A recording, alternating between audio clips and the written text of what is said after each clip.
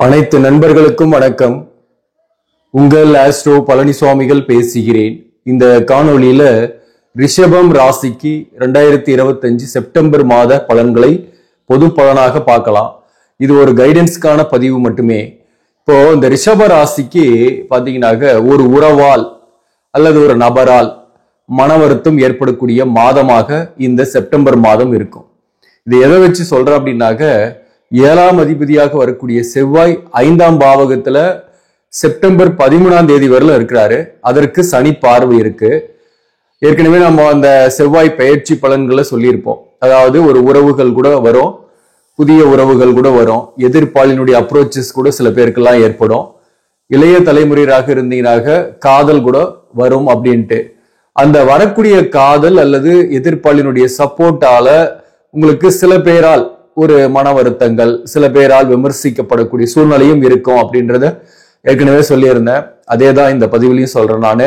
ஏன்னா மாதத்தோட முதல் பகுதியில செவ்வாய் 7ஆம் அதிபதி 5ஆம் பாவகத்துல செப்டம்பர் 13ஆம் தேதி வரலும் இருக்கும். செப்டம்பர் 13ஆம் தேதியிலிருந்து 6ஆம் இடத்துக்கு செவ்வாய் வந்துருது. செவ்வாய் 6ஆம் இடத்துல இருக்கலாமா? பாவகிரகம் 6ஆம் இடத்துல இருக்கிறது பிரச்சனை கிடையாது. ஆனா 7ஆம் அதிபதி 6ஆம் இடத்துல இருக்கும்போது வாழ்க்கை துணிவரால் மன வருத்தம் வரலாம், அல்லது வாழ்க்கை துணிவருடன் கருத்து வேறுபாடுகள் வரலாம், வாழ்க்கை துணிவருக்கு உடல்நலம் பாதிப்பு ஏற்பட்டு நீங்கக்கூடிய வாய்ப்புகள் உண்டு. குறிப்பா வாழ்க்கை துணிவரின் உறவுகளால உங்களுக்கு மன வருத்தம் வரக்கூடிய வாய்ப்பு இந்த காலகட்டத்தில் உண்டு. அதாவது இந்த 4ஆம் இடத்துல சூரியன் ஆட்சி பெற்று இருப்பார். செப்டம்பர் 16ஆம் தேதி வரலும் சூரியன் 4ஆம் பாவகத்தில் ஆட்சி கேதுவுடன் இணைந்திருக்கிறாரு. புதனும் செப்டம்பர் 15ஆம் தேதி வரலும் 4ஆம் பாவகத்தில் இருக்கும். அப்போ வேலை தொழில்லாம் நல்லா தான் இருக்கும், ஒன்றும் பிரச்சனை கிடையாது. ரொம்ப ஃபோர்ஸ்ஃபுல்லா செயல்படுவீங்க, ஹார்ட் ஒர்க் பண்ணுவீங்க, உங்களை நிரூபிக்கிறதுக்காக நிறைய போராடுவீங்க இந்த காலகட்டத்தை பொறுத்தவரையிலும்.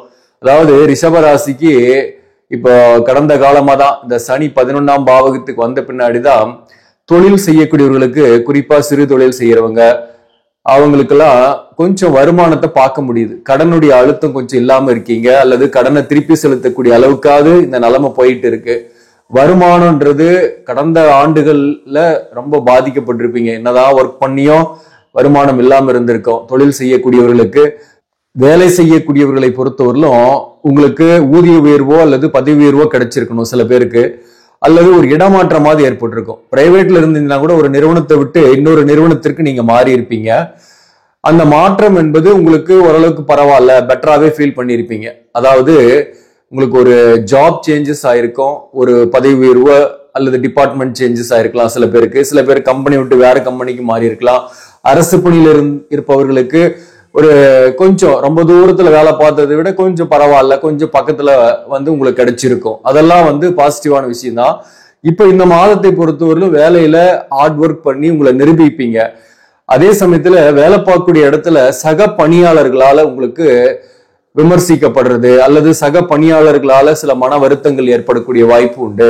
இந்த சக பணியாளர்கிட்ட நீங்க கொஞ்சம் எச்சரிக்கையா இருக்கணும் இந்த மாதத்தை பொறுத்தவரையிலும், குறிப்பா இந்த செப்டம்பர் ஃபுல்லாவே. அதே போல வாழ்க்கை துணைவரின் உறவுகள், அதே போல தாய் வழி உறவுகள், இவங்களோடையும் நீங்க கொஞ்சம் எச்சரிக்கையாக இருக்கணும், அல்லது அவர்களால் சில மன வருத்தங்கள் இந்த காலகட்டத்தில் போகும். மேலும் தாய் மேல ரொம்ப பாசம் வச்சிருப்பீங்க. ரிஷப ராசினாவே தாய் மேல பாசம் வச்சிருப்பீங்க. மற்றவங்களுக்கு உதவக்கூடிய எண்ணங்களும் உங்களுக்கு அதிகமாகவே இருக்கும். குறிப்பா கடந்த காலத்துல இந்த உடல்நல தொந்தரவு எல்லாம் கொஞ்சம் அதிகமாகவே இருந்திருக்கும். 4ஆம் இடத்துல சூரியன் ஆட்சி பெற்று இருக்கிறதுனால உடல்நலம் பாதிக்கப்பட்டவர்களுக்கு உரிய மருத்துவம் கிடைச்சு அதுல நோய் நீங்கும். ஏன்னா சூரியனும் கேது புதன் 3 கிரக சேர்க்கை இருக்கிறதுனால ஆல்ரெடி உடல்நலம் பாதிக்கப்பட்டு இன்னமும் எனக்கு நல்லாகல அப்படின்றவங்களுக்கு சரியான மருத்துவம் கிடைத்து அதுல இருந்து விடுபடக்கூடிய வாய்ப்புகளும் இந்த காலகட்டத்தில் உண்டு. அரசாங்க வேலையில இருக்கக்கூடியவர்களுக்கு மதிப்பு மரியாதை இருக்கும். பதவி உயர்வோ ஊதிய உயர்வுக்கான செய்திகள் வரலாம், அல்லது ஏதோ ஒரு வகையில ஒரு இன்னும் கூட பெட்டரான ஒரு இடமாற்றத்தை அடையக்கூடிய சூழ்நிலை உண்டு. வேலை பார்க்கக்கூடியவர்களுக்கு, உயர் பதவியில் இருப்பவர்களுக்கு எல்லாம் கொஞ்சம் ஒர்க் பிரஷர், நெருக்கடிகள்லாம் இருக்கும். ஆனாலும் இந்த காலகட்டத்தில் அதற்கேற்ற வருமானம் என்பது வரும். கடனுடைய அழுத்தம் கொஞ்சம் குறைவாக தான் இருக்கும். கடனை மாதத்தோட பிற்பகுதியில கொஞ்சம் கட்டுற மாதிரி இருக்கும் உங்களுக்கு. அதனால பாத்தீங்கன்னா 6ஆம் பாவகத்துக்கு செவ்வாய் வரும்போது செப்டம்பர் 13ஆம் தேதியிலிருந்து கடனுடைய அழுத்தம் பெருசா இல்லாம இருப்பீங்க. கடனை ரீபேமெண்ட் பண்ற மாதிரி இருக்கும். அதே போல இந்த மாதத்தை பொறுத்தவரையிலும் ராசியாதிபதி சுக்கிரன் 3ஆம் பாவகத்துல ஏறத்தாழ செப்டம்பர் 14ஆம் தேதி வரலும் இருக்கிறாரு.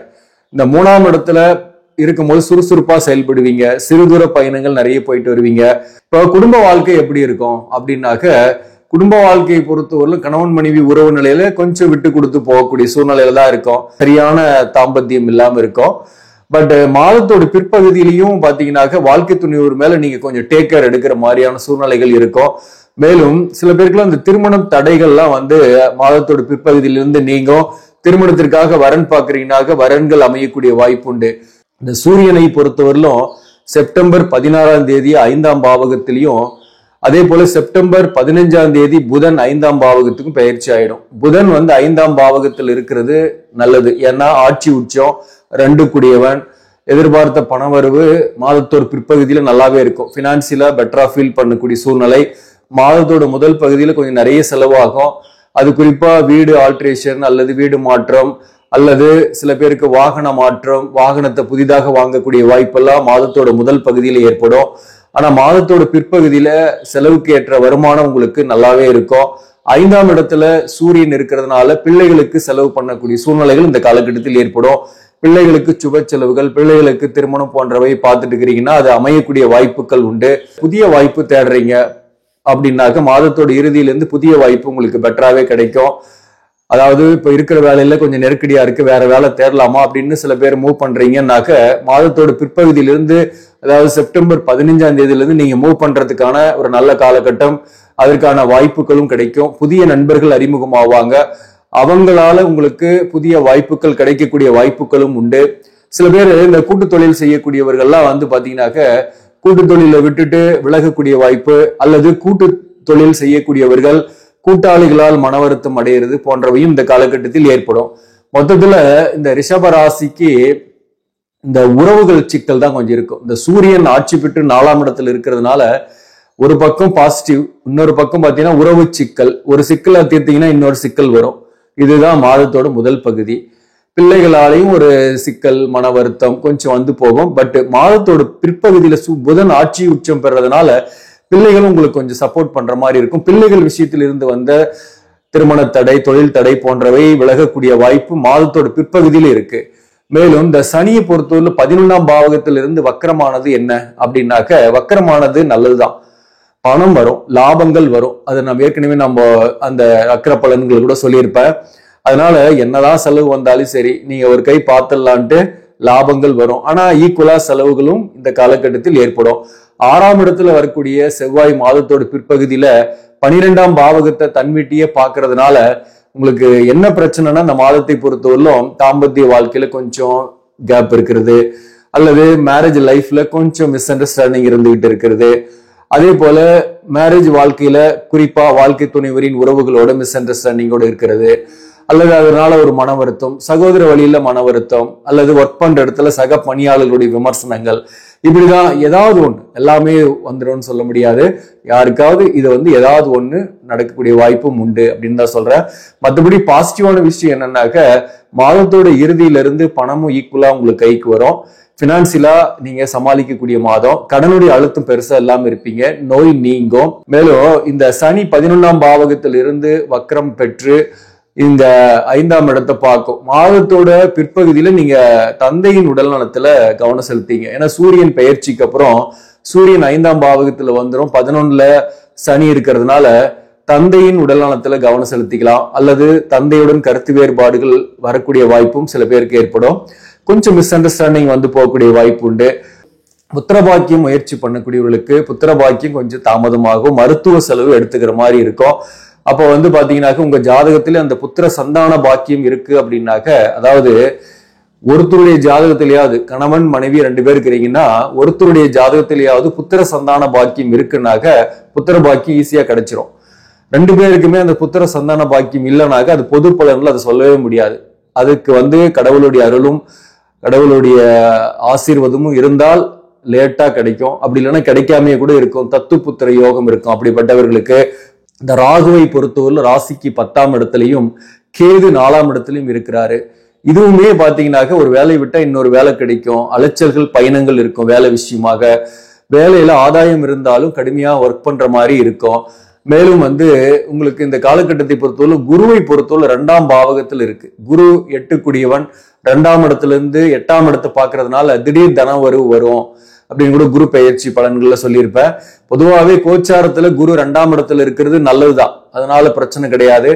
குரு 2ஆம் இடத்துல இருக்கிறதுனால பொருளாதார ரீதியாக சமாளிக்கக்கூடிய அளவுல தான் இருப்பீங்க. அதனால ரொம்ப கீழே இறங்குறதுக்கான வாய்ப்புகள் இல்லை. இப்போ ஓரளவுக்கு கடன் அதிகமா படாம அதை தீர்க்கக்கூடிய காலகட்டமாக இருக்கும் மேக்சிமம்.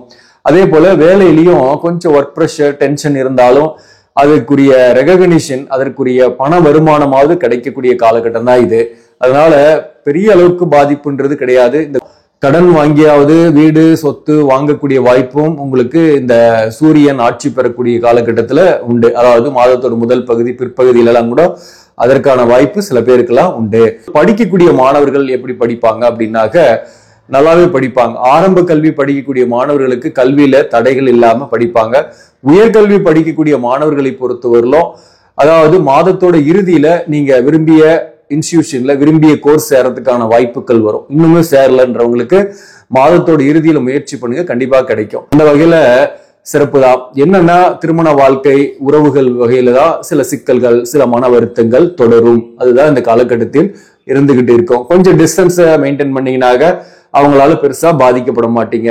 எந்தெந்த தொழிலாம் இந்த காலகட்டத்தில் உங்களுக்கு சிறப்பாக இருக்கும் அப்படின்னாக்க குறிப்பா மருத்துவம் சார்ந்த துறை, வாக்கால் பிழைக்கக்கூடிய தொழில், கமிஷனுக்கு ஒர்க் பண்றீங்கன்னாக இன்சூரன்ஸ், சேல்ஸ் அண்ட் மார்க்கெட்டிங், நிலம் தொடர்பான தொழில், ரியல் எஸ்டேட்டு, அரசு பணியில் இருப்பவர்கள் போன்றவங்களுக்கெல்லாம் ஒன்றும் பிரச்சனை இல்லை. ஆஸ் யூஷுவலா இன்கம் வந்துகிட்டு தான் இருக்கும். பதவி உயர்வோ அல்லது இடமாற்றமோ ஏற்படக்கூடிய வாய்ப்பும் அரசு பணியில் இருப்பவர்களுக்கு உண்டு. அரசு பணிக்காக முயற்சி பண்ணக்கூடியவர்களுக்கு அரசு பணிக்கான வாய்ப்பும் உங்க ஜாதகத்தில் அந்த பிராப்தம் இருக்கும் பட்சத்துல கிடைக்கும். அதற்கான வாய்ப்பு உண்டு. அதே போல இந்த கம்ப்யூட்டர், ஐடி, நிதி நிர்வாகம் இந்த துறைகளில் இருப்பவர்கள், கல்வித்துறையில் இருப்பவர்களுக்கு சில பேருக்கு இடமாற்றங்கள் ஏற்படும். இடமாற்றம் என்பது உங்களுடைய எதிர்காலத்தை தீர்மானிக்கக்கூடிய நல்ல ஒரு இடமாற்றமாகவே இருக்கும். அதனால பிரச்சனை கிடையாது. இந்த மாதத்தை பொறுத்தவரை நீங்கள் வழிபட வேண்டிய தெய்வம் எது அப்படின்னாக்க குறிப்பா நீங்க சக்கரத்தாழ்வார் வழிபாடு செய்யுங்க. குறிப்பா இந்த ரோகிணி நட்சத்திரத்துக்கு இருந்து வந்த திருமண தடைகள், திருமணம் ஆகாம இருக்கிறீங்க அப்படின்னாக்க திருமணத்திற்கான முயற்சிகள்லாம் சக்சஸ் ஆகும். திருமணமே கூடி வரக்கூடிய வாய்ப்பு உண்டு. ரோகிணி நட்சத்திரத்தில் பிறந்தவர்களுக்கு உடல்நல தொந்தரவு பாதிப்பு இல்லாம இருப்பீங்க. வருமானம், தடைப்பட்ட வருமானம் கைக்கு வரும். அதே போல புதிய வாய்ப்பு தேடக்கூடியவர்களுக்கு புதிய வாய்ப்பு கிடைக்கும். கிருத்திகை நட்சத்திரத்தில் பிறந்தவர்களுக்கு கடனை வெற்றிகரமாக சமாளிப்பீர்கள்.